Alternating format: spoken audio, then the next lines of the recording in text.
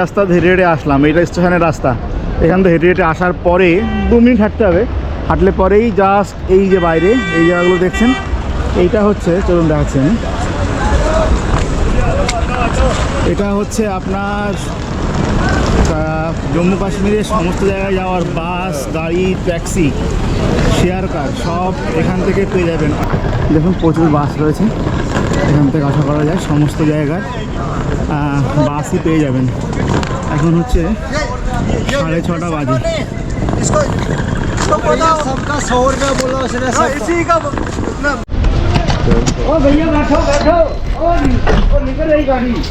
তো একদম রেডি বাস পেয়ে গেছি, পুরো গাড়ি ছাড়বে কাটরাতে। আমাকে ডেকেই নিল, বলে একজন আছেন চলে আসুন তাড়াতাড়ি, এখান থেকে টিকিট করতে হবে। টিকিট বাস बैठो सब। अच्छा कितना सर? कितने लोग हैं? एक बंदा 165। कोई बोलना, उसे चुप करना सीखो। सर कितने टाइम लगेगा काटरा पहुंचने में? सर कटरा पहुंचने में यहाँ से चलने के बाद 1.5 घंटा लगेगा। अच्छा, लगभग 70 किलोमीटर है ना? नहीं 70 थोड़ी है, 55। জানা 55 কিলোমিটার আর হচ্ছে এখান থেকে নিলে 165 টাকা ভাড়া। এটা জম্মু কাশ্মীর ডিপার্টমেন্টের অফিসিয়াল বুকিং কাউন্টার। তো এখানে রেট নিয়ে অসুবিধা হওয়ার কথা নয়।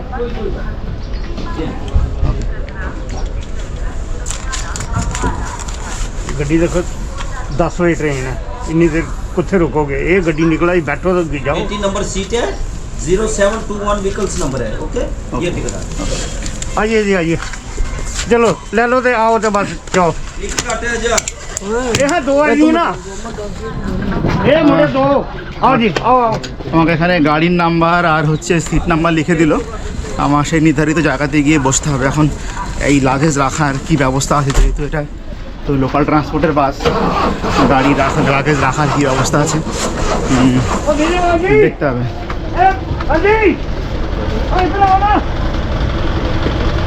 0721 07 এই वाला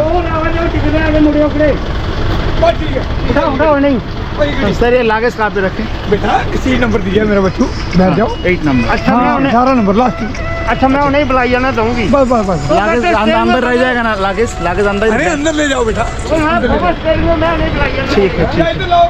তবে এখন বাসের দিকে উঠছি, বাসে উঠে লাগেজ রাখতে হবে। হ্যাঁ হ্যাঁ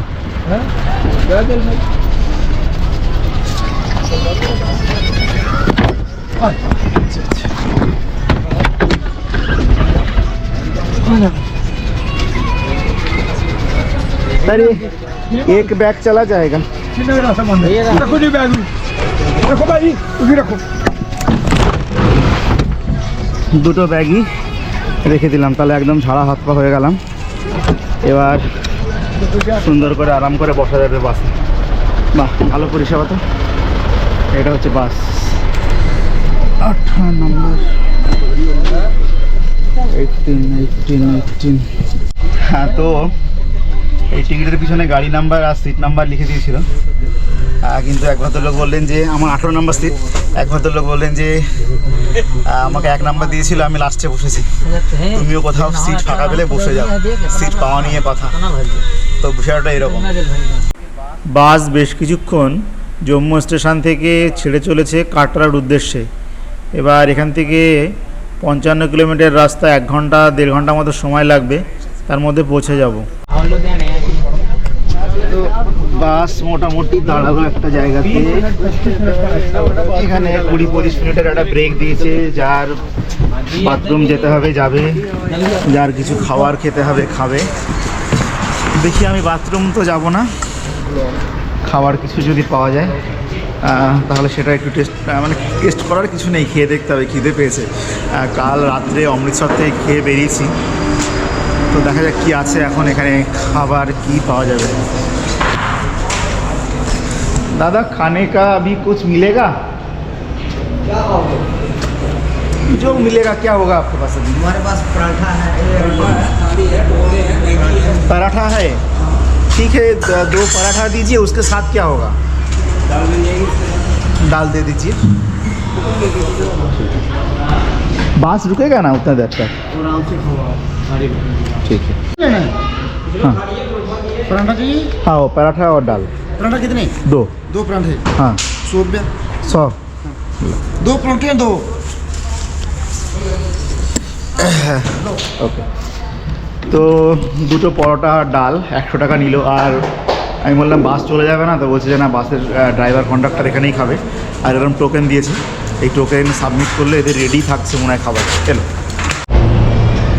এই হচ্ছে আমাকে একদম গরম গরম পরোটা ভেজে দিচ্ছে। বাহ, গরম খাবার আর কি চাই, শীতকালে গরম। হ্যাঁ ডাল, ডাল দিয়ে দিচ্ছি। আর তো আমার রেডি হয়ে গেছে, এরা সুন্দর ভেজে দিল। ডাল দিল, চামচ দিচ্ছে। আর कौन सा मेरा? वही दोनों आपके ही नहीं, एक ही प्लेट। आप तो इंटरव्यू दो कटरा के बारे 2 में। पराठे लिखे ना इसमें। हाँ, क्या पूछना चाहते हो? एक प्लेट चाहिए था। दोनों एक ही में कर दूँ? हाँ ऐसा कर लो बस। आगे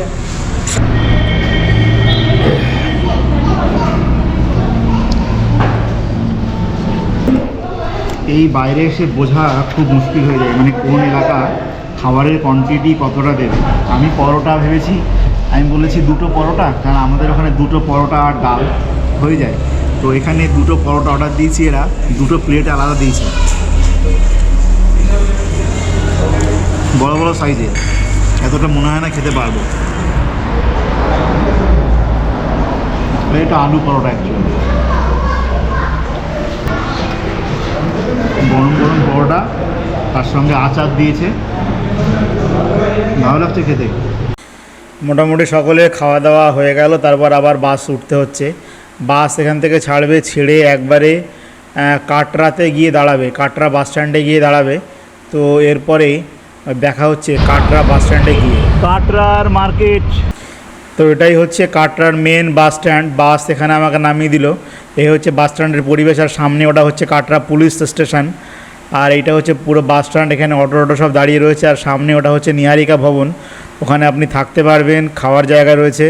তার সঙ্গে আপনি লাগেজ রেখে, এখান থেকে লাগেজ রেখে একবারে বৈষ্ণব দেবী দর্শনও করতে পারবেন। তো এটা হচ্ছে নিহারিকা ভবনে ঢোকার রাস্তা। এখন এখান থেকে আস্তে আস্তে ভিতরের দিকে ঢুকে যেতে হবে, প্রচুর ট্যুরিস্ট যারা আছে সেখান থেকে বেরোচ্ছে। আর এখান থেকে আপনারা বৈষ্ণব দেবী যাওয়ার আগে যে রেজিস্ট্রেশনটা করতে হয়, RFID কার্ড যেটা, সেটা কিন্তু এই কমপ্লেক্সের ভিতর থেকে রেজিস্ট্রেশনটা হয়ে যায়। আপনারা চাইলে এখান থেকেও RFID কার্ড নিতে পারেন, কিংবা কাটরা বৈষ্ণব দেবী স্টেশন থেকেও RFID কার্ড নিতে পারেন।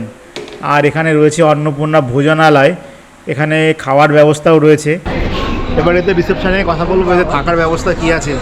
আর আকাশে দেখেছেন মেঘ, কি পুরো মেঘ। এটা দেখানোর একটা কারণ হচ্ছে আজকে ফেব্রুয়ারির 3 তারিখ, এবং এখানে মেঘ হালকা হালকা বৃষ্টি পড়ছে। তার মানে শ্রীনগর সাইডে প্রচণ্ড হারে তুষারপাত হচ্ছে। 2 দিন আগে তো রাস্তা বন্ধ হয়ে গেছিলো, আবার একদিনের জন্য খুলেছিল। তো এখন যা বৃষ্টি হচ্ছে দেখা যাচ্ছে যে পুরো আবার যাবে। তো এখন একটু এদের ইনকোয়ারি কাউন্টারের ভিতরে যাওয়া যাক। এটা হচ্ছে এদের ইনকোয়ারি কাউন্টার। আপনি এখান থেকে বৈষ্ণব দেবী যাওয়ার জন্য যে RFID কার্ড, সেটা এখান থেকে পেয়ে যাবেন।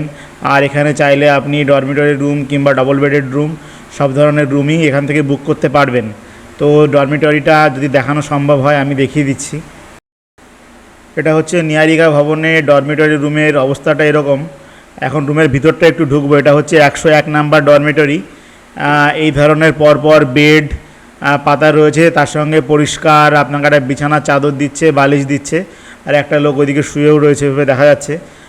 আর রুমের ভিতরে এদের কোনো লকারের কোনো সার্ভিস নেই, যেটা কিনা অন্য জায়গাতে আমি দেখেছি রুমের ভিতরেই লকারের সার্ভিসটা থাকে। তো এদের লকারের সার্ভিসটা রয়েছে একটু বাইরের দিকে। আর এটা হচ্ছে এদের ওয়াশরুম। এখানে লেডিস এবং জেন্টস আলাদা করে টয়লেট রয়েছে। এখানে ওয়াশরুমের ভিতরটাও যাওয়া যাবে না, ওয়াশরুমটাই। আর এই সামনে রয়েছে লকার, এই ধরনের প্রচুর লকার রয়েছে। এখান থেকে তালা নিয়ে এসে নিজেদের জিনিসপত্রগুলো এখানে তালা মেরে তারপরে আপনি যেতে পারবেন। আর এখানে তো আপনি যে দরকারি জিনিসগুলো এখানে তালা মেরে রেখে গেলেন। আর বড় বড় লাগেজ রাখার জন্য এদের আলাদা করে জায়গা রয়েছে। এটা হচ্ছে এদের লাগেজ রাখার কাউন্টার। এখানে আপনি ক্লক রুমে আপনার লাগেজ এখানে আপনি রেখে যেতে পারবেন। হ্যাঁ, লিখে দেখে তারপরে আপনি উপরে দর্শনে গেলেন, তারপরে আপনি নিচে ঘুরে চলে আসলেন। আর এখানকার ভাড়া হচ্ছে ফর ইনফরমেশান ফর যাত্রী, সেখানে লেখা রয়েছে পার পারসন পার বেড 24 ঘন্টার জন্য 150 টাকা। তো আপনারা চাইলে এখানে ব্যাগ রেখে দর্শন করতে চলে যাবেন, শুধু শুধু হোটেল বুক করার প্রয়োজন নেই। আপনি ফ্রেশ হলেন, ব্যাগ রাখলেন, উপরে দর্শন করতে চলে গেলেন। মোটামুটি এই হচ্ছে জম্মু স্টেশন থেকে নিহারিকা ভবন পর্যন্ত আসার অভিজ্ঞতা। এখানে এসে খাওয়া দাওয়ার ব্যবস্থা রয়েছে, স্নানের ব্যবস্থা রয়েছে, লাগেজ রাখতে পারবেন, লাগেজ রেখে তারপরে আবার বেরিয়ে যাবেন এখান থেকে। আর এখান থেকে আপনাকে যেতে হবে হচ্ছে বানগঙ্গা। এখান থেকে আপনাকে একটা অটো করে নিতে হবে, অটোতে করে বানগঙ্গা পর্যন্ত আপনাকে যেতে হবে। সেখান থেকে আপনি পায়ে হেঁটে বৈষ্ণবদেবী দর্শনে যাবেন। আর আপনি চাইলে যদি হেলিকপ্টারও যেতে চান, হেলিকপ্টারও যেতে পারেন। হেলিকপ্টারের জন্য আপনাকে আগে থেকে বুক করে আপনাকে আসতে হবে। আর এখানে আপনার উপরে যাওয়ার জন্য দুটো রাস্তা হয়েছে, একটা নতুন রাস্তা হয়েছে, একটা পুরনো রাস্তা। পুরনো রাস্তা যেতে গেলে বানগঙ্গাতে যেতে হবে। বানগঙ্গাতে গেলে পরে আপনার ওখান থেকে ঘোড়া থাকবে, আপনি যদি ঘোড়ায় যেতে চান তাহলে ঘোড়ার রাস্তা, বানগঙ্গা দিয়ে ঘোড়াও যায়, মানুষও হেঁটে যায়। আর যে নতুন যে রাস্তাটা তৈরি হয়েছে সেই রাস্তাতে শুধু মানুষই যায়, সেখানে কোনো ঘোড়ার ব্যবস্থা নেই। আর এটা হচ্ছে কাটরা স্টেশনে, এটা হচ্ছে নিহারিকা কমপ্লেক্সের বাইরের পরিবেশ। আর নিহারিকা কমপ্লেক্সের বাইরে রয়েছে একটা ইন্দাসল্যান্ড ব্যাংকের এটিএম। আর এই বাস স্ট্যান্ডের চত্বরেও রয়েছে অনেক হোটেল। আপনারা যদি নিহারিকা কমপ্লেক্সে থাকতে চান থাকতে পারেন। আর যদি মনে করেন যে না আরও ভালো ভালো হোটেলে থাকবেন, ভালো ভালো রুমে থাকবেন, তার জন্য ব্যবস্থা রয়েছে। পুরো এলাকাটা জুড়ে হোটেল রয়েছে, আমি দেখাচ্ছি। নিহারিকা কমপ্লেক্সে যদি থাকতে চান থাকলেন, না হলে এখানে এই যে হোটেল ত্রিদেব রয়েছে, এখানেও থাকতে পারেন। আর এখান থেকে পরপর সব দোকান রয়েছে। এই দিক দিয়ে বাস, ওই দিকটা নিয়ে যাই একটু। এই ত্রিদেব হোটেলের পাশেই এরকম ধরনের দোকান রয়েছে, বিভিন্ন ধরনের গিফট আইটেম, জামা কাপড়ের দোকান। এইদিকে আপনার লেহ লাদাখ ট্যুর, কাশ্মীরের এরা ট্রাভেল এজেন্টের অফিস সেরকম রয়েছে। New India tour and travels, পরপর এরকম ট্রাভেল এজেন্টের অফিস রয়েছে পরপর। এখান থেকে আপনি সিম নিতে পারবেন যদি কাটরা এসে সিম নেওয়ার দরকার হয়। যাত্রী সিম যেটা অ্যাভেলেবেল থাকে, এই যে যাত্রী সিম। কেননা আমাদের ওখানকার সিম এখানে চলে না। যদি আপনি পোস্টপেড প্রিপেড করে নিয়ে আসেন, যদি পোস্টপেড করে নিয়ে আসেন তাহলে পরেই চলবে। আর না হলে পরে এরকম জায়গা থেকে আপনাকে সিম কিনে নিতে হবে। সেই সমস্তগুলো আপনি একদম বাস স্ট্যান্ডের থেকেই পেয়ে যাবেন। আর একদম বাস স্ট্যান্ড লাগোয়া এখান দিয়ে এরকম ধাবা রয়েছে, বিমান বৈষ্ণব ধাবা। এটা হচ্ছে ধাবা রয়েছে, বিভিন্ন রকমের আইটেম এখানে হচ্ছে, এখানে চাইলে খেতে পারেন।